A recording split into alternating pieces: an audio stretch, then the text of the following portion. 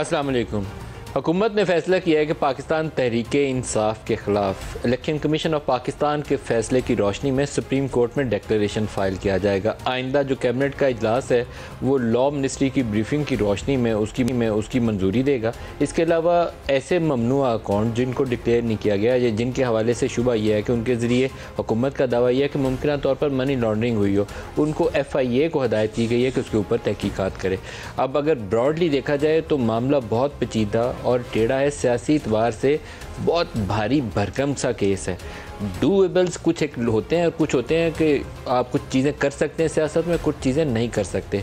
पाकिस्तान की अगर पॉपुलैरिटी के एतबार से देखा जाए तो शायद 27 मार्च के वाक़े के बाद जब इमरान खान ने वो ख़त लहराया था तो इस वक्त सबसे पॉपुलर जमात तहरीक इंसाफ है।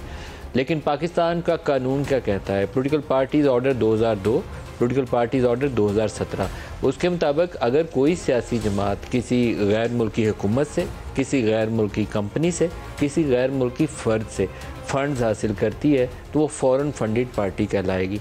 जहां फ़ॉरेन कंपनीज़ या डोमेस्टिक कंपनीज़ का मामला आ जाए तो वो दोनों ममनू है, कंपनी बाहर की हो या घर की हो, वो मुकम्मल तौर पर ममनू है। लेकिन अगर फ़ॉरेन गवर्नमेंट का मामला आ जाए तो वो फ़ॉरेन फंडेड वाली पार्टी कहलाती है।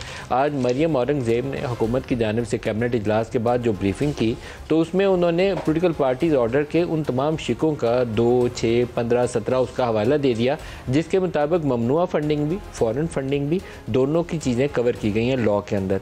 अब ये मामला पाकिस्तान तहरीक इंसाफ को लीगली डरने की ज़रूरत है। अदालत के सामने जाना है मामला, उसको लॉ को सामने रखते हुए अपनी पोजीशन इख्तियार करें। पॉपुलर पोजीशन आप इख्तियार कर सकते हैं लोगों के सामने। मैंने न्यूट्रल अंपायर लगाए, वो आपने क्रिकेट में लगाए थे। सियासत के अंदर बताया कि आपने 4 साल दौरे हुकूमत में क्या किया। और अगर ये केस 2008 से लेकर 2013 के अरसे का है, उसके बाद 2014 में धरना हो जाता है तो PMLN तो बिला झिझक कहेगी कि आपने 8 से 13 में जो फंड्स इकट्ठे किए थे वो 2014 के धरने में इस्तेमाल हुए। ये मामला पेचीदा है, इसलिए मैं तहरीक इंसाफ वालों को बार बार कह रहा हूँ कि इसको लीगल पॉइंट ऑफ व्यू से देखें। As a matter of principle, as a journalist मैं मुकम्मल तौर पर मुखालिफ हूँ इस चीज़ का कि किसी सियासी जमात को आप पाबंदी लगा के सियासत से बाहर कर दें या किसी लीडर को नवाज शरीफ की तरह 62(1)(f) लगा के किसी सियासी जमात की सरबराही से हटाते हुए तमाम उम्र के लिए नाहल कर दें। ना नवाज शरीफ सियासत से दूर हुआ है, ना इमरान खान के ऊपर 62(1)(f) लगाएंगे तो ना वो सियासत से निकलेगा। PMLN से मोहसिन शाहनवाज रांझा ने आज इलेक्शन कमीशन में एक रेफरेंस भी फाइल कर दिया 62(1)(f) लगाने का। इन दोनों चीज़ों के ऊपर आप सियासत तो खेल सकते हैं, लेकिन अमली तौर पर इसको करने जाएंगे तो मसाइल ज़्यादा हैं, हल कम है। तो दोनों अफ्रीकन हुकूमत वक्त भी उसको भी दरमियानी राह लेनी पड़ेगी और पाकिस्तान तहरीक इंसाफ को कानून के मुताबिक इन सवालों के जवाब देने पड़ेंगे। नहीं जवाब देंगे तो आप खड़े होकर बनी गाला से खिताब तो कर सकते हैं कि मैंने न्यूट्रल अंपायर लगाए थे, लेकिन अदालत में जब पूछा जाएगा कि बताइए फॉरेन फंडिंग थी, वुटन क्लब कौन सा था, तो उसका जवाब आपको वैसे ही देना पड़ेगा जैसे कानून मांगता है। उसका जवाब अभी तक तहरीक इंसाफ ने दिया नहीं है। आरिफ नकवी की आई हुई फंडिंग ममनुआ फंडिंग है, फॉरेन फंडिंग है और वो केमन आइलैंड में रजिस्टर्ड कंपनी है और आरिफ नकवी खुद यूरोप में और अमेरिका में एक मतलूब शख्स है। आप इसको डिफेंड नहीं कर सकेंगे। आप एक अपने वोटर को तो कहेंगे, वो बात बिला झिझक आपकी तस्लीम कर लेगा, लेकिन कानून के लिए कानूनी तरीकाकार अपनाने की ज़रूरत है। तो आज प्रोग्राम में जो हमारे साथ शुक्र है उनसे इस पर बात करते हैं। आपको एक स्टेटमेंट सुनाते हैं, बड़ी इंटरेस्टिंग पोजीशन है। इमरान खान ने एक इंटरव्यू में कहा है कि उन्होंने चीफ इलेक्शन कमिश्नर को न्यूट्रल्स के कहने के ऊपर तैनात किया। तो पहले तो काबिल अफसोस मुकाम यह है कि इमरान खान उस चीज़ को एक्नॉलेज कर रहे हैं कि ये मैंने नहीं था लगाया, मुझे न्यूट्रल ने कहा था, क्योंकि नून वाले कहते थे उसी चीफ इलेक्शन कमिश्नर को आप आज गालियाँ निकाल रहे हैं जिसको आपने खुद तैनात किया था। तो आप प्राइम मिनिस्टर थे, चीफ एग्जीक्यूटिव थे मुल्क के, या कोई न्यूट्रल चीफ एग्जीक्यूटिव था इस मुल्क का? ये वही सवाल है जो मैंने उनसे इंटरव्यू से आज से कुछ तकरीबन 2 साल पहले पूछा था कि बॉस आप हैं या बॉस कोई और है। तो मैं आपको सुनाता हूँ इसकी तारीफ़ें उस वक्त कितनी करते थे और अब क्या कहा है, दिखाइएगा जी ज़रा। अब ये इमरान खान है। अब पता नहीं कौन से वाले इमरान खान का बयान माने, पहले वाले का कि बाद वाले का। यू टर्न अच्छे होते हैं सियासत में, लेकिन बात चीज़ें खुद फैसला करने की होती हैं। न्यूट्रल के कहे हुए के सारे फैसलों के ऊपर फिर आज आपको पछताना पड़ रहा है, शायद कल कुछ और बातों पर भी पछताना पड़े। मुसद्दिक मलिक साहब वज़ीर मुमलिकत पेट्रोलियम हमारे साथ हैं, शेख वकास अकरम साहब हमारे साथ हैं, सलमान अकरम राजा साहब हमारे साथ हैं। डॉक्टर मुसद्दिक मलिक साहब, आप ही से, कैबिनेट ने क्या तय किया? जी, कैबिनेट ने यही तय किया है कि जो भी चीज़ें, जो फ़ैसला आ गया इलेक्शन कमीशन में, उसमें कई चीज़ें बड़ी वाज़ेह शक्ल में सामने आ गई हैं। 3 चीज़ें हैं जो इलीगल हैं पाकिस्तान में। आप किसी फॉरेनर से पैसे नहीं ले सकते, इन्होंने लिए, वो लिस्ट मेरे पास है, रुमीता शेट्टी, लीसा, चार्ल्स हेन्स, लरीसेटा, चरणजीत सिंह, ये सब नाम लिखे पड़े हैं। और इनकी नेशनैलिटी कहाँ की है? जी, इनमें से कई लोगों की नेशनैलिटी अमेरिका की है, पाकिस्तानी नहीं, ये सब फॉरेनर हैं, सर्टिफाइड फॉरेनर्स हैं। ड्यूल नेशनल्स नहीं है ये? नहीं, ये मतलब आप मुझे बताएं ना कि एक शख्स जिसका नाम एसेबिलिटा है वो कहाँ की नेशनल है? और अगर आप पे इल्ज़ाम, अगर पीटीआई पे इल्ज़ाम लग जाए, क्योंकि ये तो फैसला आया इलेक्शन कमीशन की तरफ से, तो वो नेशनैलिटी एसेबिलिटा की सामने ले हैं, या चरणजीत सिंह की सामने ले हैं, या चार्ल्स हेन्स की सामने ले हैं, या जितने भी लोग हैं जिनके नाम लरीसा है या रुमीता शेट्टी है। रुमीता शेट्टी के मुतालिक तो वो खुद कह रहे हैं कि हाँ वो इंडियन ओरिजिन की हैं, मगर उनकी किसी से शादी हुई है, तो हम तो अकीदत से उनको भाभी रुमीता शेट्टी कहना शुरू हो गए। मगर बी दैट एज इट में, बुनियादी नुक्ता ये है कि आपने कहा 3 ममनुआ रहे, एक फॉरेन नेशनल्स हो गए, दूसरी ये कि फॉरेन कंपनी से आप पैसे नहीं ले सकते। उसमें कौन कौन सी फॉरेन कंपनी में 354 कंपनीज हैं, और ये अबराज इन्वेस्टमेंट जो है, जिसका सिंगापुर में भी दफ्तर है, लंदन में भी दफ्तर है, दुबई में भी दफ्तर है, अमेरिका में भी वांटेड है। आपको मालूम है वहाँ पे भी उन्होंने बहुत बड़ा फ्रॉड किया है मिलिंडा और बिल गेट्स फाउंडेशन के साथ, जिसमें तकरीबन 290 साल उनको, अगर सज़ा उनको हुई तो 290 साल की सज़ा होगी। आप सोचें कि वो क्राइम क्या, इंटरनेशनल इन्वेस्टिगेशन है, वो बहुत बड़ा केस है। बिल्कुल ठीक है, मगर बुनियादी नुकता, वो पैसा अबराज से आया था या वूटन क्लब का? जी, अबराज इन्वेस्टमेंट्स ने पैसे ट्रांसफ़र किए थे वूटन क्लब में, और वूटन क्लब से पैसे यहाँ पर ट्रांसफ़र। लेकिन वो जो खबर थी एफटी की, वो जाहिर करती थी कि मुबारक नहयान ने भी $2 मिलियन अबराज को डाले थे। जी, ये मैं आपकी ज़बानी सुनना चाहता हूँ। वो तीसरी बात है कि आपको तीसरी चीज़ जो मना की गई है, यानी पहले आपको मना किया गया कि आप किसी फॉरेन नेशनल से नहीं ले सकते, फिर आपको मना किया कि किसी आप फॉरेन कंपनी से नहीं ले सकते, उसमें मल्टी नेशनल भी हैं, जिसकी वजह से मैंने तमाम दफातर गिनवाए हैं अबराज इन्वेस्टमेंट के। तीसरी चीज़ ये है कि आप किसी फॉरेन काबीना के मेंबर से किसी मुल्क से नहीं ले सकते, और उसमें भी यूएई के कैबिनेट मेंबर जो हैं उनसे, जैसा कि आपने अभी फरमाया, £2 मिलियन, उनकी किताब में भी लिखा है, वो क्या नाम है, समथिंग मैन, किताब का नाम मैं भूल रहा हूँ, और आर्टिकल में भी लिखा हुआ है। अब ये मुबारक नहयान ने £2 मिलियन जो थे ये दिए अबराज को? जी, ये उन्होंने जमा करवाए गए वूटन क्लब के अंदर, वूटन के अंदर, और वूटन से फिर यहाँ पर आए। देखिए बात ये कि लेट्स मान लेते हैं कि ये गलती से सारा कुछ हुआ, कि अबराज को भी नहीं पता था और किसी मुल्क के काबीना के मेंबर को भी नहीं पता था, मान लेते हैं ये बात। अगर ऐसी बात होती तो पैसे सीधा आते यहाँ पे, उनको लॉन्डर करने की तो जरूरत नहीं थी ना। आपके ख्याल में ये लॉन्डर हुआ है? देखिए, घुमाया गया है। देखिए, आपको अगर आप यहाँ पे भेजें तो वो ब्लैक मनी है, वो यहाँ पर नहीं आ सकता। उसको वाइट करने के लिए इन तीनों जराइम में, ये जो आपने बताया कि ममनू है पॉलिटिकल पार्टीज ऑर्डर में, तो इसके मुताबिक फिर आप आज हमारी काबीना में जो तमाम शिकें पेश की गई, ममनुआ भी है और फॉरेन एडेड फंडिंग भी है। मुझे कुछ दिन पहले मेरे कुछ दोस्त हैं, राजा साहब का भी ख्याल यही था कि अगर आप ये साबित करना होगा कि ये पैसे लेने के बाद मुल्की सालमियत के खिलाफ काम किया गया है। ऐसा कानून में नहीं लिखा है, आज पढ़ा गया है, फॉरेन एडिड हो तो फिर ये में लिखा है कि आप अगर 2 जराइम है सेपरेटली, यानी या तो आप किसी फॉरेनर से पैसे लें, वो भी एक जुर्म है फॉरेन एडिट के अंदर, किसी फॉरेन मुल्क से लें, किसी सियासी जमात से लें, या आप मुल्की सलामती के खिलाफ काम कर रहे हो। वर्ड वहां पे लिखा है, और ये नहीं लिखा कि and you are doing this, कि आप ये कर रहे हो तब भी आप फॉरेन एडेड में आते हैं, या आप मुल्की सलामती के खिलाफ काम कर रहे हो तब भी आप फॉरेन एडेड में आते हैं। तो इन्होंने जितने जराइम किए हैं ये फॉरेन एडेड कानून कहता है, ये 15 है उसकी पॉलिटिकल पार्टीज ऑर्डर की, where the federal government is satisfied that a political party is foreign aided, ये नंबर 1 है, party or has been formed or is operating in a manner prejudicial to the sovereignty or integrity of Pakistan or is indulging in terrorism. तीनों चीजों उसके अलावा भी अगर आप और भी शिके पढ़ें, अगर मेरी गाड़ी में पढ़ी, मैं ब्रेक में ले भी आऊंगा, जहां पे उन्होंने बड़ा क्लियरली लिखा हुआ है। तीसरा वो एक, अब आपका डिसीजन क्या है इसके ऊपर? फॉरेन एडिट हो गया आज जो फैसला, आज ये कहा गया है कि हर शख्स अपने ईमान से फैसला जाके खुद पढ़े। क्योंकि एप्लीकेशन ऑफ माइंड बहुत ज्यादा जरूरी है। यानी जिस तरह यहाँ पे मिर्जा शहजाद अकबर साहब नहीं करते, कैबिनेट ने फैसला ये किया है कि इलेक्शन कमीशन का फैसला पड़े। तमाम जो काबीना के मेंबर हैं जिसको वफाकी हुकूमत कहते हैं, आपने कहा है आपने डिक्लेरेशन फाइल करना है। जी मैं वही कह रहा हूँ, मगर उसको कहा है कि उसको केयरलेसली नहीं करना, एप्लीकेशन ऑफ माइंड अप्लाई करनी है। हर एक को कहा गया है, कॉपी दी गई है कि आप पढ़ें, उसके बाद इस पे डिबेट होगी और उसके बाद ये फाइल किया जाएगा। कब? ये नो टाइम फ्रेम जी, मगर एक लेकिन अगली कैबिनेट मीटिंग में हर एक पढ़ के आएगा, एप्लीकेशन ऑफ माइंड करेगा, कानून भी उसको दिया गया, वो तमाम कानूनी हवाले भी दिए गए हैं, फैसला भी दिया गया है। Next cabinet meeting is going to be the most important. जी बिल्कुल। शेख वकास अकरम से पूछते हैं, फिर सलमान अकरम राजा साहब से लीगल ओपिनियन लेंगे। Sir, politically is it doable?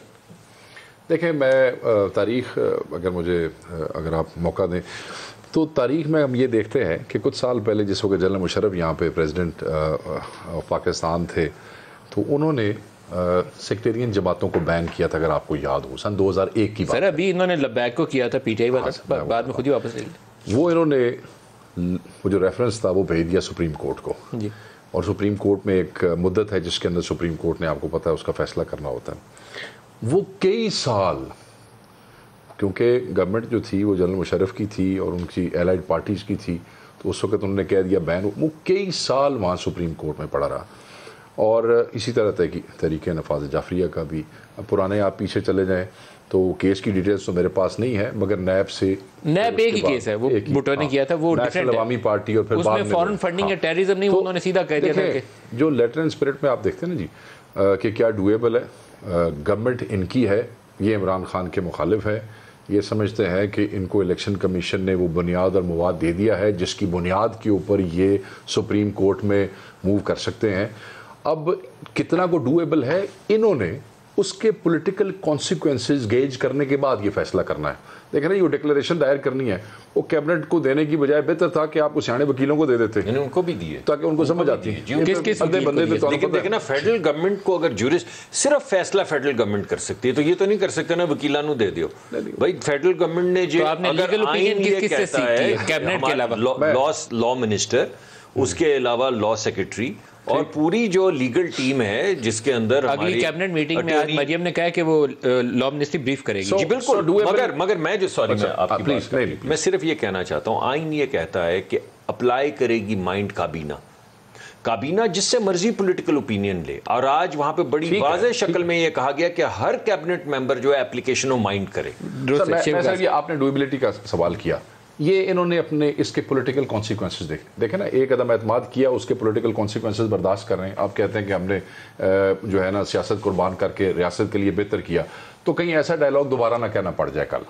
सो इसलिए ठीक कह रहे हैं कि पीस ऑफ माइंड से सोचें पॉलिटिकल फॉलोआउट इसका क्या होगा, क्योंकि जहां एक दो मेंबर वाली पार्टियां जो है उनको बैन करने के बाद उनको कंट्रोल करना मुश्किल हो गया। एक ऐसी पार्टी जिसने अभी आपको पंजाब में हराया है और वो आपके आमने सामने खड़ी है, स्ट्रीट पावर उनके पास है, पब्लिक उनके साथ है, आप किस तरीके से कानूनन तो आप कर लेंगे, मगर उसका जो कॉन्सिक्वेंस होगा वो आपके लिए कितना खतरनाक होगा, इसका फैसला आपने करना है। हाँ, जहाँ तक ये करने वाली बात है तो वो पहले भी होता रहा है, ये अब भी कर सकते हैं, ये कोई मुश्किल काम कोई नहीं है।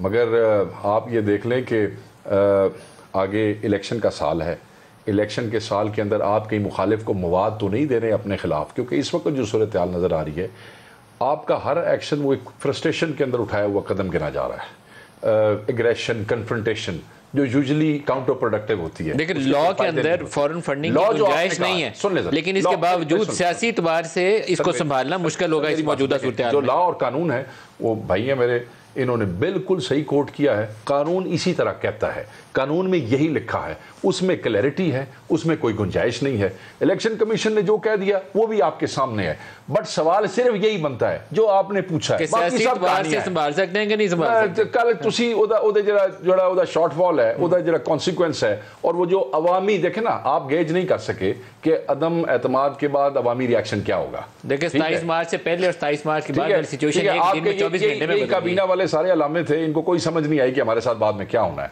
अब आप बिल्कुल ठीक कहा गया है, पीस ऑफ माइंड, घर बह के सोचो कल साढ़े नाल होना कीजिए। सलमान अकरम राजा साहब, अगर थोड़ा सा कानून की बात कर लें, आज जो मरियम औरंगजेब की ब्रीफिंग है अगर उसको आप सामने रखें तो कैबिनेट का ये डिसीजन है कि हमने डिक्लेरेशन फाइल करनी है, नेक्स्ट कैबिनेट मीटिंग में लॉ मिनिस्ट्री ब्रीफ करेगी और हतमी फैसला हो जाएगा।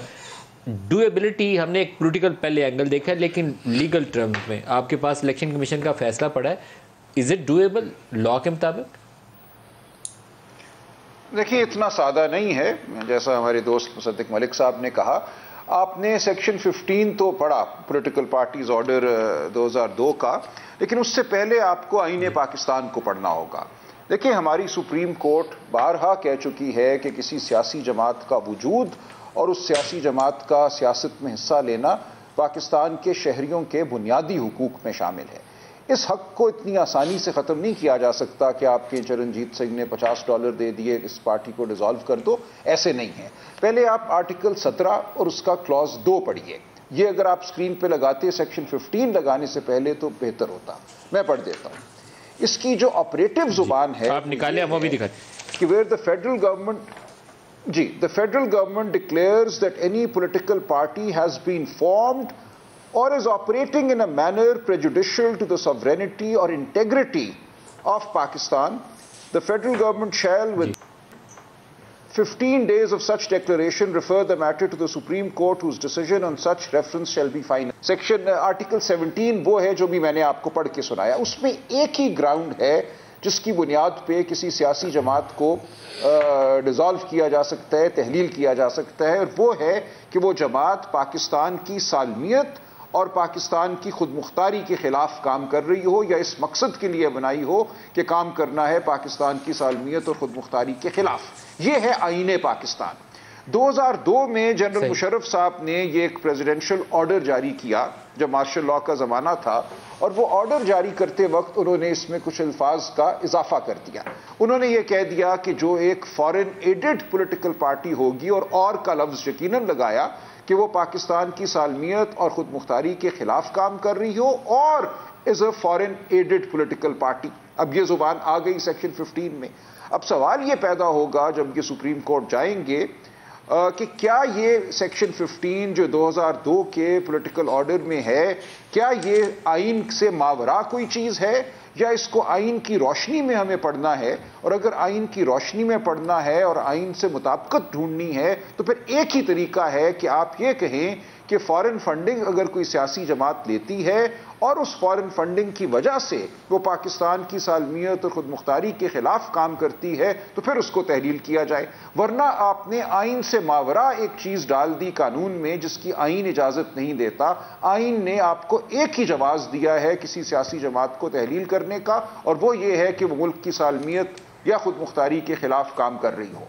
अब ये कह देना कि जी तो सर इलेक्शन कमीशन ने, सर ये फिर असूली वजह हो गया कि जो आईने पाकिस्तान के अंदर लिखा हुआ है और वो ज्यादा मोतबर है, उसको किसी सब ऑर्डिनेट लेजिस्लेशन जाहिर है वो मोतबर है, आप आइन को नीचे करके उस लॉ को इन्फोर्स नहीं कर सकते, तो इट्स नॉट डूएबल। ये आसान नहीं है करना जो ये कह रहे हैं। अच्छा देखिए, अब आगे बढ़ती है। बिल्कुल, इन्होंने अगर सिर्फ सेक्शन 15 पढ़ने पे इत्तेफाक की है तो बहुत अपने साथ ज्यादती की है। पहले आपको सवाल शेख वकास अकरम साहब ने एक सवाल किया है जी बड़ा, वो कहते हैं कि अगर इंडियन नेशनल से फंडिंग लेना साबित हो जाए तो ये क्या मुल्की सालमियत के हक में माना जाएगा या मुल्की सालमियत के खिलाफ जाना जाएगा? सवाल पता नहीं। देखिए, चरणजीत सिंह का एक नाम आया है, मैंने बगौर ये ऑर्डर पढ़ा है, एक शेट्टी साहिबा का आया है और किसी ने $50 दिए हैं, किसी ने $1000 दिए हैं, तो आपको साबित करना पड़ेगा। और वो शेट्टी साहिबा एक पाकिस्तानी से ब्याही हुई हैं। अब साबित ये करना पड़ेगा कि चरणजीत सिंह ने $50 दिए और उसकी वजह से ये सियासी जमात पाकिस्तान की सालमियत के खिलाफ हो गई और पाकिस्तान की खुद मुख्तारी के खिलाफ हो गई। ये जो जुबान डाली गई थी 2002 में, इस जुबान का मुझे तो सरे दस्त नजर यही आता है कि मकसद एक फौजी डिक्टेटर की तरफ से यही था कि पार्टियों के गिर्द कोई फंदा मजबूत तर किया जाए। अब हमने इस जुबान को आईने पाकिस्तान के तनाजुर में पढ़ना है और आपको फिर यह साबित करना पड़ेगा, मेरी नज़र में, मेरी मौदबाना राय यह है सुप्रीम कोर्ट के सामने कि पीटीआई इस फॉरेन फंडिंग की वजह से पाकिस्तान की सालमियत के खिलाफ एक जमात बन गई है, पाकिस्तान की खुद मुख्तारी के खिलाफ एक जमात बन गई है। फिरका बनाना, ये इल्जाम आपको लगाना पड़ेगा। एक ब्रेक एक ब्रेक ब्रेक करीब आ गई है राजा, आपसे दोबारा कंटिन्यू करूंगा ब्रेक के बाद। ब्रेक ले लें, हमारे साथ रुकेगा जी।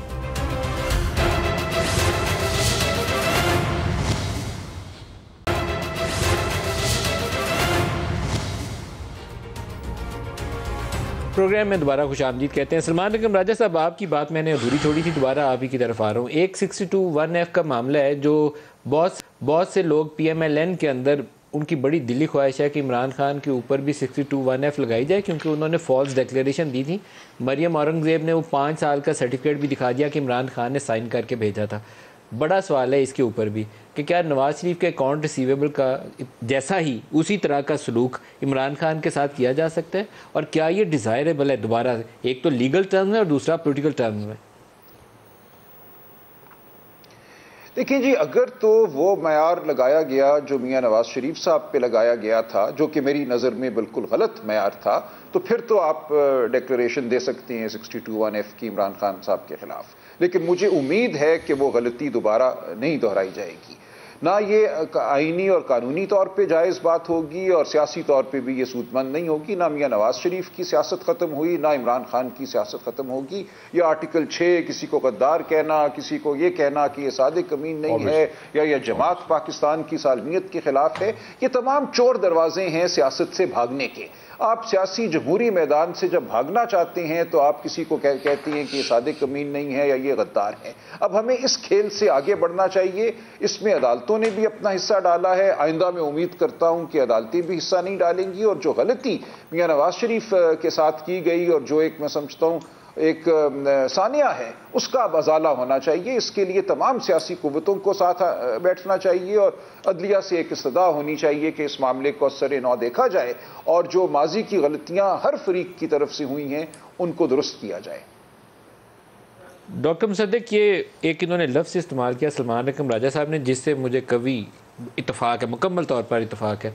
इन्होंने कहा किसी चोर दरवाजे से सियासी जमातों को सियासत से बाहर नहीं निकालना चाहिए, ये चोर दरवाजे हमें बंद करने चाहिए। अगर उन्होंने कानून की खिलाफवर्जी की है, फ़ंड्स कॉन्फिस्केट करें, जुर्माना करें, लेकिन ये कहना कि पार्टी बैन कर दो, मैं इस पर मुतफिक नहीं हूँ। बाकी आप जो भी लॉ कहता है या सुप्रीम कोर्ट कहती है, कानून बदल दें, बदलिए, कानून बदल दें। अब जाए ना सुप्रीम कोर्ट में, जरा हम भी देखें फैसला। आप जाएंगे, पता फैसला हम तो कह रहे हैं ना, अभी वो हो रहा है, तो हम भी देखें क्या फैसला आता है। यानी हर चीज़ के अंदर लेवल प्लेइंग फील्ड है। हम ऐसा करते हैं कि जब इमरान खान साहब कुछ करें तो हम बोलेंगे वो तो हो गई गलती, लेकिन अब जो है, क्योंकि अब इमरान खान साहब जकड़ में आ रहे हैं, उस वक्त जकड़ में आ रही थी मरियम, यानी एक फ़ॉन्ट जो मौजूद था और जो बेटा टेस्टिंग में था, सिर्फ माइक्रोसॉफ्ट के पैकेज में नहीं था, हेल्वेटिका या जो भी वो फ़ॉन्ट था, क्या नाम था उसका, खैर एनीवे, आपने मरियम कैलिबरी आपने मरियम को, जिस फोन ने पूरी दुनिया को नाम आ गया उसका, तो आपने मरियम को 8 साल सज़ा दे दी कि उसके वकील ने एक ऐसा फ़ॉन्ट जो डाउनलोड किया जा सकता था, लेकिन क्योंकि माइक्रोसॉफ्ट में नहीं था, बेटा टेस्टिंग में था, लाखों लोग कर चुके थे डाउनलोड, आपने कहा नहीं ये मरियम में बेटर है, इसको 8 साल सज़ा दे दो।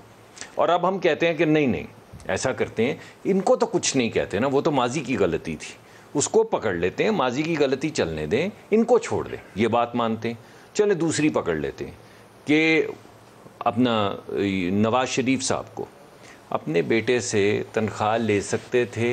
एक कंपनी थी जो 4 महीने बाद बंद हो गई, लेकिन तनख्वाह नहीं ली, क्योंकि नहीं ली इस वजह से वो एसेट बन गई आपका, आपने डिक्लेयर नहीं किया, तो आपको सारी ज़िंदगी के लिए नाअहल कर दिया, आपसे पार्टी की सदारत ले ली, आपको वज़ीर आज़म से हटा दिया, मगर वो तो गलती थी। अब इमरान खान जकड़ में आए तो गलती ना करें, तो मैं कहता हूँ मत करें, मगर अदालत फ़ैसला दे ना, अदालत फ़ैसला दे कि ये गलती नहीं करनी, वो गलती थी, वो हो गई। तो हर दफ़ा अदालत के जो तमाम फ़ैसले हैं, मौलवी तमीज़ुद्दीन से लेकर आज तक, भुट्टो साहब का फ़ैसला, मौलवी तमीज़ुद्दीन का फ़ैसला, उनके अंदर एक और भी फ़ैसला लिखा जाए। आप कहें, अदालत में लिखें कि अगरचे सेक्शन 15 ये कहता है, लेकिन आज क्योंकि इमरान खान उसकी जकड़ में आ रहा है, तो हम ये जानते हैं कि यह मावराए आइन है, हम इसको भी स्ट्राइक डाउन करते हैं और इमरान खान को भी छोड़ते हैं।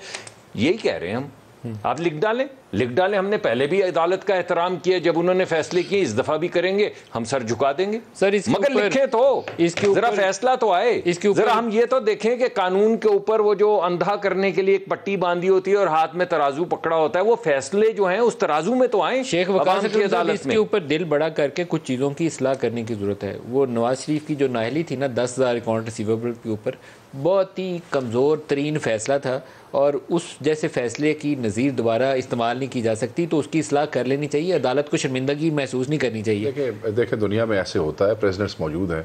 अगर मैं एक जज साहब के जो आपके इफ्तिखार चौधरी साहब थे, उन्होंने कई ऐसी प्रेसिडेंट इस्टेब्लिश की जिनका कोई सर पैर ही कोई नहीं था, और बाद में आने वाले जजेस ने उनको दुरुस्त करने के लिए वक्त लगाया। बहुत से सर से सबसे बड़ा एम्बैरेसिंग डिसीजन था जब मुशर्रफ को 3 साल के लिए आइन में तरमीम करने का इख्तियार दे दिया था और बाद में उसकी कहा कि नहीं। उसके अलावा भी बहुत सारी चीज़ें थी, बहुत सारी चीज़ें जो कि बाद में कई मेरे 1-2 चीफ जस्टिस से भी मेरी बात हुई तो उन्होंने कहा भी सानू तो टाइम लग गया है, वो जो एक गलत लॉ इस्टेब्लिश हो गया कॉमन लॉ, उन्होंने ठीक कर दिया। तो मैं ये समझता हूँ कि अब फ़ौज का इम्तिहान भी, फ़ौज को भी इन दोनों पार्टियों ने ले लिया इम्तिहान में, एस्टेब्लिशमेंट के साथ भी इन दोनों पार्टियों ने कर लिया जो करना था, अदालत के साथ भी वक्तन फ़वक्तन छेड़ा छाड़ी होती रहती है। अब अदालत जो है कटहरे में खड़ी है, अब अदालत का इम्तिहान है, ये नहीं कल माफ़ करेंगे। सो जो आपने बात की उसी को लेके आगे चलते हुए अदालत को चाहिए है कि वो सारे ऐसे उल्टे सीधे फैसले जो माजी हो गए वो इस्लाह कर लें, दुरुस्ती कर लें और रिकॉर्ड कर लें। राय साहब भी कह रहे हैं कि वो उस फैसले की भी तायीद नहीं करते जो पहले हुआ है। सो व्हाई नॉट, कभी भी सो व्हाई नॉट। देखिए ना, ठीक है, कोई तो स्टार्ट होना है। हम सियासतदान स्टार्ट नहीं ले सकते, हमने अगला इलेक्शन लड़ना है, हमने एक दूसरे को बुरा भला कहना है। बस एडवांस लगा के आप नवाज शरीफ को सियासत से नहीं निकाल सके, बस एडवांस लगा के आप इमरान खान को सियासत से नहीं निकाल सकते। ये मोटी सी बात है। पार्टियों पे पाबंदियां लगाई, आप उनको इलेक्शन से रोक नहीं निकाल सकते, नहीं रोक सके ना। इसी तरह होगा तो एक काम चलता भी रहना है, अपना मजाक उड़वाना, अपने फैसलों का मजाक उड़वाना, इसका फायदा कोई नहीं। पीपल्स पार्टी को वो 4P लगा के इलेक्शन लड़ना पड़ा था, कोई अकल की बात नहीं थी, कोई सीधा तरीका होना। आप इधर आप एक बंदे को बैन कर देंगे, पूरी पार्टी वो फिर भी लड़ पाएंगे इलेक्शन, वो फिर भी राजा साहब से बात कहने का मकसद है कि ये इकट्ठे होके सुप्रीम कोर्ट को ये इनिशिएटिव लेना चाहिए। हम तो कह सकते हैं ऐसी कोई बात नहीं कहना चाहते जिससे कोई हो जाए। हम मियां नवाज शरीफ के बगैर इलेक्शन लड़ते हैं ना, कोई क़यामत, किसी ने कोई क़यामत नहीं उठाई ना। हम मरियम साहबा के कैसे मनफी फैसले की नज़ीर जो है दोबारा दोहराई जाए। मैं ये चाहता हूँ कि फैसले अवामी अदालत में आए, तराजू में आए। तो अवामी अदालत में जाने देना, कोर्ट से क्यों जाते हैं मोहर लगवाने? जब लिखा हम तो फैसले अवामी अदालत इलेक्शन ही है ना सर, ऐसा नहीं है। अवामी अदालत इलेक्शन है, मेरी बात वोट है, मेरी भी बात। वो तो कह रहे हैं इमरान यार, मेरी भी बात सुन सर। फैसले पे तनकीद का हक दिया है ना आइन ने और कानून ने, बिल्कुल दिया, तो होने देना फैसला। तो तनकीद हम आपके सामने 2 फैसले तो ला सकते हैं या नहीं? अच्छा, मैं राजा साहब, आप एक न्यूट्रल आर्बिटर हैं।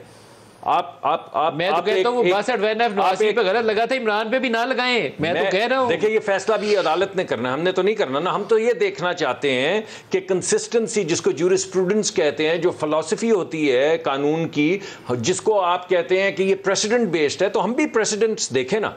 आपके सामने आए अवामी अदालत नहीं जा सकती। राजा साहब, मुझे ऐसा लगता है मैं ये चाहता हूं, कहना है साडे खिलाफ अमेरिका ने साजिश की थी, इन्होंने कहना साडे खिलाफ अदालत ने साजिश की। कोई साजिश, अगला इलेक्शन ऐसे कोई साजिश नहीं है। मैं कहता हूं कि आप हर दफा मियां नवाज शरीफ को, मरियम को, शहबाज शरीफ को, हमें सबको निकालें, मगर इमरान को मत निकालें, बिकॉज वो नाइंसाफी है। मत निकालें, फैसला आने दें। सलमान नकब राजा साहब 62(1)(f) नवाज शरीफ पे जो केस लगा था वो था 10,000 दिरहम का अकाउंट रिसीवेबल। बाकी चीज़ें साबित कर देते ना, करप्शन, तो डी चौक में उसको सजाए मौत भी दे देते। तो मैं कहता कि ठीक है, $50 मिलियन की मनी लॉन्ड्रिंग साबित हो गई है। लेकिन ये मुतराज़ा चीज़ थी, 10,000 रिसीवेबल के ऊपर प्राइम मिनिस्टर को आपने ताहियात नायल कर दिया। इमरान खान के केस में सर्टिफिकेशन है और फॉल्स सर्टिफिकेशन है, जिसके ऊपर कई लोग पहले डिसीट हुए हैं, कई नायल हुए हैं। वो फैसल बोडा 3-4 दिन का फर्क है उसका, वो तारीख का, वो ड्यूल नेशनलिटी वाले का, उसकी छुट्टी होगी। There are so many other people. एक का मस्जिद के साथ जॉइंट अकाउंट था, वो उसने मेंशन नहीं किया था, उसकी छुट्टी होगी। चीमा साहब थे, नून लीग किया मैंने। तो यहाँ क्या करना चाहिए? और अकाउंट्स वो भी पूछ लीजिए कि 16 अकाउंट जो थे जिनमें से कुछ इमरान खुद सिग्नेटरी हैं, जिसके जो डिक्लेयर्ड नहीं है। वो 16 अकाउंट के ऊपर मेरे ख्याल में अकबर बाबर ने आज खत भी लिख दिया, और 4 एम्प्लॉइज हैं उसमें पाकिस्तान तहरीक इंसाफ के, उनका नाम लिख के वो लेटर लिखा हुआ है, ताहिर इकबाल, मोहम्मद नुमान अफजल, मोहम्मद अरशद और मोहम्मद रफीक। लेकिन आपसे सलमान नकम राजा साहब, यहाँ अदालत को क्या करना चाहिए? 17 रुकनी अदालत बैठ जाए, पुरानी भी इस्लाह कर ले और नए के लिए भी तरीका वजह कर ले, या क्या करे? एक दफ़ा तो करना पड़ेगा, ये चोर रास्ता बंद करना पड़ेगा। आप ही के लफ्ज़ दोहरा रहा हूँ। जी मैं तो बिल्कुल यही समझता हूँ, जो माजी की गलतियां हैं, मरियम बीबी के साथ नाइंसाफ़ी हुई, मियां नवाज शरीफ के साथ ये जो 10,000 दिरहम ना लेने पे उनको ना अहल करार दिया गया था, हयात वो ज्यादती हुई, इन तमाम ज्यादतियों को दुरुस्त होना चाहिए और हमें एक असर नौ आगे बढ़ना होगा। लेकिन उन ज्यादतियों को मिसाल और नज़ीर बनाकर मजीद ज्यादती हमें नहीं करनी चाहिए। लेकिन अगर मयार वही रखना है जो मरियम बीबी के साथ रखा गया, कैलिब्री फॉन्ट, बिल्कुल मैं उस मामले को बहुत करीब से जानता हूं, वो कुछ भी मामला नहीं था। बहन भाई ने आपस में शेयर ट्रस्ट में रखने के लिए 4 माह का एक मायदा किया, वो ट्रस्ट खत्म भी हो गया, उसका किसी प्रॉपर्टी की एक्विजिशन से कोई ताल्लुक ही नहीं है, इसलिए वो मामला बहरहाल अब अदालतों में आगे चलेगा। तो जो हुआ, वो सब हमारे सामने है, आप जानते हैं, मैं जानता हूं, मलिक साहब जानते हैं, ये सब कुछ हो गया और हमें अब वाकई इन तमाम मामलात की तस्हीह करनी है, तलाफी करनी है और किसी तरह आगे बढ़ने, ताकि सियासत जो है और अवाम की जो राय है वो फैसला करे और इस किस्म की नज़ीरें। तस्हीह का तरीका क्या होगा सलमान निगम राजा साहब? आपकी क्या फुल कोर्ट बैठे, 17 रुकनी अदालत बैठे तो वो पुराने फैसले की भी इस्लाह कर ले और इस वाले का भी फैसला कर ले, ये तरीका होगा? ये क्या तरीका क्या होगा? थोड़ी रोशनी तो डालिए इसके ऊपर, क्योंकि मामला तो अब जाएगा अदालत।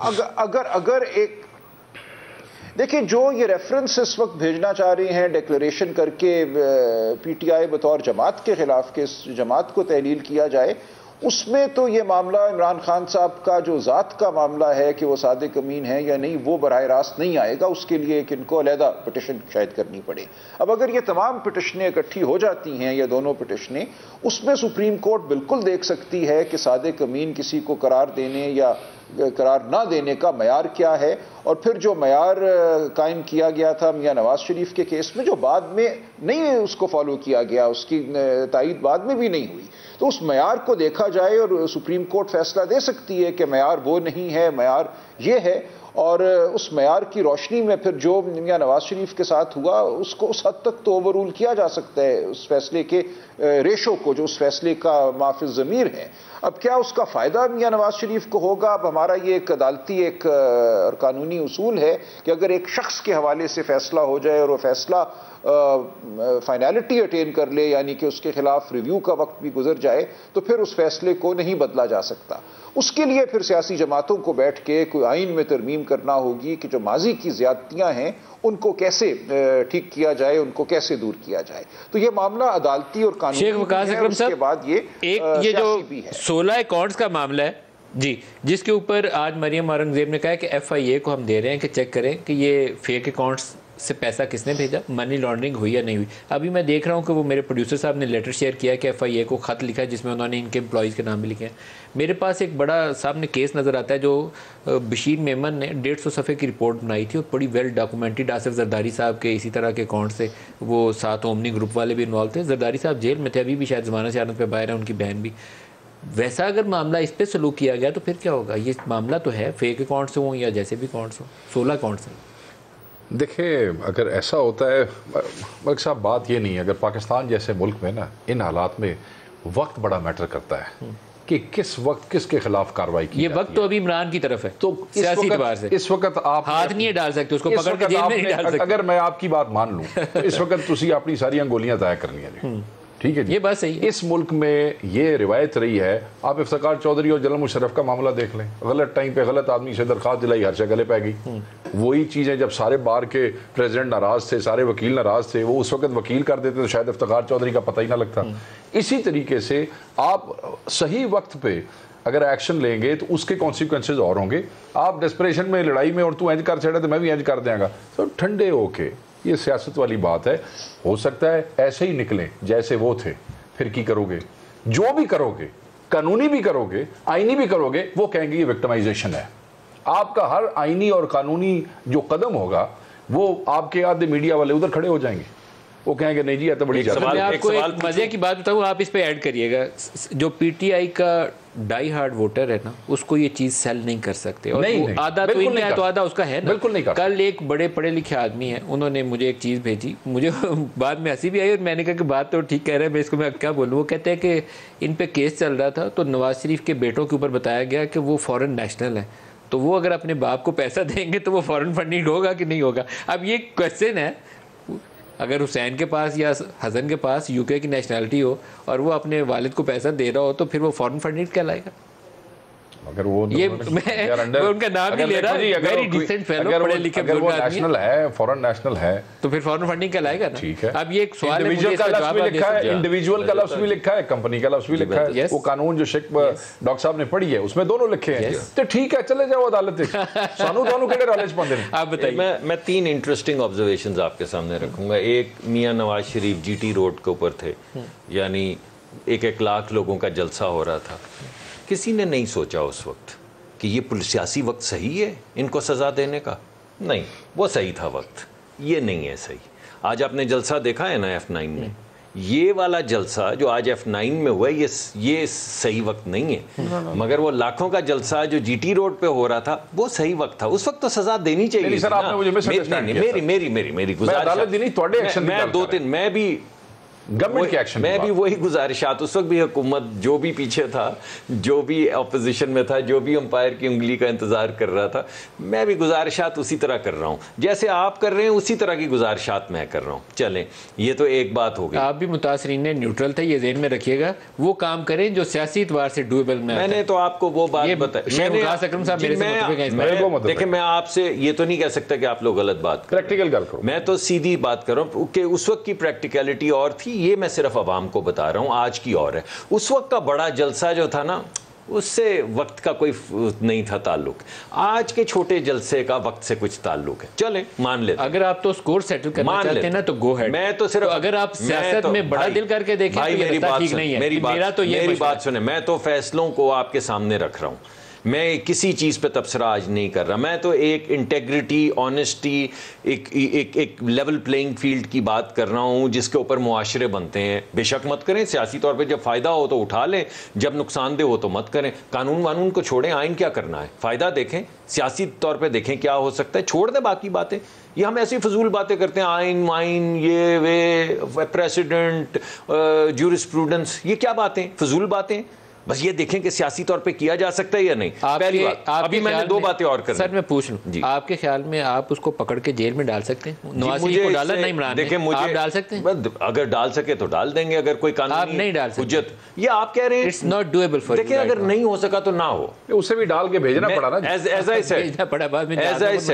नहीं डाल सकते तो ना डालें। आप ऐसा करें कि आप आज ये भी तजवीज कर दें कि छोड़ें कानून वानून को, जो कर सकते हैं, जब नहीं कर सकते तो छोड़ दें। कानून किस चीज़ का है, आइन किस चीज़ का है, अदालतें क्या कर रही हैं, फैसले किस चीज़ के हैं। सिर्फ एक्सपीडियंस देखेंगे किया जा सकता है या नहीं किया जा सकता, बस उस पर चलाएं। दूसरी बात, 2 बातें और करनी। आपने इकामे पे निकाला ना, सजाएं भी दी, यानी वो 10 वॉल्यूम ये बैठे हुए हैं राजा साहब ने 10 वॉल्यूम पढ़े हैं। वो इनको बताएं उसमें कोई मनी लॉन्ड्रिंग का सबूत था, कोई क्राइम था उन 10 वॉल्यूम्स में? 20 वॉल्यूम या 10 वॉल्यूम 10 था या क्या, वो वॉल्यूम 10 संदूकों में लाए। अब मैं आपको सामने कुछ चीज रखता हूं। आप एक बंदे की बात कर रहे हैं जो 2 मिलियन पाउंड लेता है और $1 अरब का, आरिफ नकवी साहब की कंपनी से 2 मिलियन पाउंड लेता है, उसके बाद $1 अरब का दतांग कोल प्लांट जो है जिसकी कीमत $1 अरब थी, जो कमिटमेंट कॉन्ट्रैक्ट में लिखा हुआ था के इलेक्ट्रिक लगाएगी, वो आप पहले कैबिनेट कमेटी के अंदर असद उमर साहब की सरबराही में और फिर काबीना में कहते हैं आपको माफ किया। अब कोई हुकूमत के इलेक्ट्रिक को कह भी नहीं सकती वो इन्वेस्टमेंट करने को। रिटर्न एग्रीमेंट के अंदर लिखा हुआ था कि ये बिजली लगाएंगे, उसको वेवर दे दिया। 2 मिलियन पाउंड लिए, फिर वेवर दे दिया। चलें इसको छोड़ें, इसका तो जवाब वो देते रहते हैं ना। एक और सवाल है जिसका अभी तक किसी ने जवाब नहीं दिया। आज तक पीटीआई के किसी बंदे ने जवाब दिया है कि 450 कनाल जमीन मलिक रियाज से लेके उनके $250 मिलियन जो मैं माफी चाहता हूं, इकोनॉमिक क्राइम्स एक्ट में बस्ट हुए लंदन में, वो पैसे फाइल किया आपने? किया क्यों नहीं है? नैब में क्या गया है? नैब में क्या गया है? केस फाइल हो गया है, शुरू हो गया है। और दूसरी बात मुझे बताएं, एक मिनट पहले मेरी बात, मुझे एक सेकंड दे दीजिए। आप मुझे ये बताएं कि ये पीटीआई वाले ने आज तक आपको क्या जवाब बताया है कि काबीना के अंदर एक सील्ड एनवेलप में बगैर काबीना के अराकीन को पढ़ाए, उनकी आंखों में धूल झोंक के आपने एक मुआहिदा किया, यहां से आपने मिर्जा शहजाद अकबर को भेजा जिसने लंदन में जाके साइन किए डॉक्यूमेंट जो हमारे पास 50 अरब की फकी है वो, 50 अरब की फकी है वो, हमारा टैक्स पेयर्स का पैसा। मुझे फकी का नहीं पता, मुझे यह पता है कि इमरान खान ने 450 कनाल जमीन ली और उनको 250 मिलियन डॉलर तोहफे में देके उनके अकाउंट में डाल दिए। ये क्या है? नहीं, मेरा ख्याल है, मैं आप कंक्लूड कर दूं, मेरा ख्याल है क्योंकि इमरान को पकड़ नहीं सकते तो छोड़ें इसको, क्या फायदा। नहीं, मैं सिर्फ ये पूछना चाहता हूं क्योंकि मुझे याद है कि जिस वक्त ये वकूआ हुआ, मेरे ख्याल में पूरे सोशल मीडिया पे शायद हम 1-2 लोग थे जिनमें मैं भी शामिल था, जिसने टिका के इसके ऊपर वीलॉग किया और टिका के लाखों में वायरल हुआ। मैं ये पूछना चाहता हूं, मैं उस वीलॉग में पूछता रहा बार बार, ये उस वक्त बैठे हुए थे अपोजिशन के अंदर, क्यों नहीं इनके किसी भी आदमी ने उस वक्त जिस वक्त ये वकूआ हुआ असेंबली में ये सवाल उठाया? और सर मेरे प्रोग्रामों में जवाब नहीं थे मिलते, क्यों नहीं? इनसे मैंने दरख्वास्त की थी, सवाल उठाया। एक मिनट, जो ये बात कह रहे हैं फैक्चुअली इनकरेक्ट है। मैंने सेनेट के फ्लोर पर बिल्कुल फैक्चुअली इनकरेक्ट, कोई जवाब नहीं मिला। मैंने फाइनेंस कमेटी के अंदर गवर्नर स्टेट बैंक जो उस वक्त महाराज था, जिसको ये इमरान खान साहब लेकर आए हुए थे, उसको मुंह के ऊपर पूछा कि तुम मुझे बताओ तुमने वो $2.5 मिलियन डाले हो किस कानून के तहत डाले? कोई जवाब नहीं दिया। नून लीग वाले हो, चाहे पीटीआई वाले हो, चाहे पीपल्स पार्टी वाले, सारे मलिक साहब के दरबार पे जाते हैं, जनाब मेहरबानी। तो फिर छोड़ देना, फिर छोड़ देना। एक ये 2 लाइनों में आपसे भी मुकदमा पेश कर रहे हैं, छोड़ दें पाउंड मलिक रियाज वाला, और इन्होंने अभी कहा कि $1 अरब का प्लांट लगना था, उसका वेवर दे दिया। ये दो तो बहुत सीरियस कॉन्फ्लिक्ट और पैसे लिए दोनों से। कॉन्फ्लिक्ट क्यों? करप्शन है। इसके ऊपर आप बताएं, करप्शन है या कॉन्फ्लिक्ट जो भी है, इसके ऊपर कुछ हो सकता है? लॉ में क्या है इसके ऊपर आप बताएं। देखिए, मैं इन मामलात की डिटेल तो नहीं जानता कि इसको कैसे किया गया। एक कोई अगर उन्होंने पावर प्लांट लगाना था, वो उन्होंने नहीं लगाया, वो क्या मायदा था। ये बातें जो मलिक साहब कह रहे हैं, बहुत मोतबर आदमी है और ये बहुत तहकीक करके बात करती हैं, तो इनकी बात दुरुस्त होगी, लेकिन उसकी जब तक जुजियात ना पता हो, मैं नहीं कह सकता कि किस कानून में ये बात काबिल गिरफ्त होगी। तो ये देखने वाली बात है कि अगर एक उनको जब शेयर दिए गए कि इलेक्ट्रिक के, उनके ऊपर कोई जिम्मेदारी डाली गई थी, उस जिम्मेदारी को उन्होंने पूरा नहीं किया और उस जिम्मेदारी से हटकर उनको कोई आसाइश दे दी गई, तो देखने वाली बात है। इल गॉटन वेल्थ का एक्ट आया ब्रिटेन में, जिसके तहत मलिक साहब के पैसे यहाँ आए, वो कानून कहाँ जाने चाहिए थे? वो तो स्टेट को दिया। प्रोग्राम का वक्त खत्म हो गया, ये यहाँ रोकना पड़ेगा, इसको करेंगे कंटिन्यू आगे में करेंगे। सलमान अकरम राजा साहब, शेख वकास अकरम साहब, मुसद्दिक मलिक साहब, सबका बहुत शुक्रिया। आज के लिए इतना ही, इजाजत दीजिए, अल्लाह हाफिज़।